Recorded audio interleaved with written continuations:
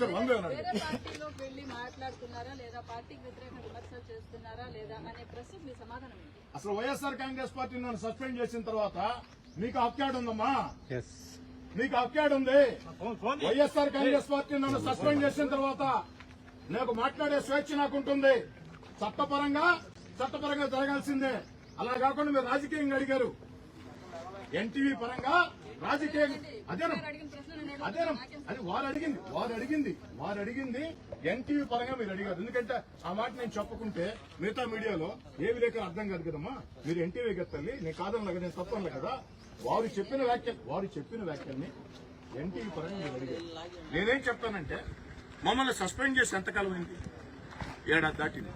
మమ్మల్ని సస్పెండ్ చేసిన తర్వాత వైఎస్ఆర్ కాంగ్రెస్ పార్టీలో నుంచి మేము ఏం మాట్లాడాలా, ఎలా మాట్లాడాలా, కూర్చోవాలనా, లేయాలనా, మీరెవరండి మాకు చెప్పేదానికి? పార్టీకి వ్యతిరేకంగా మాట్లాడుతున్నారా లేదా? మళ్ళీ మిమ్మల్ని అడుగుతున్నానమ్మా. వైఎస్ఆర్ కాంగ్రెస్ పార్టీ మమ్మల్ని సస్పెండ్ చేసిన తర్వాత రాజకీయంగా మా ప్రసంగాలకి, మా అడుగులకి ఎవరికి ఏలు చూపు లేదు. వైఎస్ఆర్ కాంగ్రెస్ పార్టీ సస్పెండ్ చేసిన తర్వాత మేము స్వేచ్ఛా జీవులమే.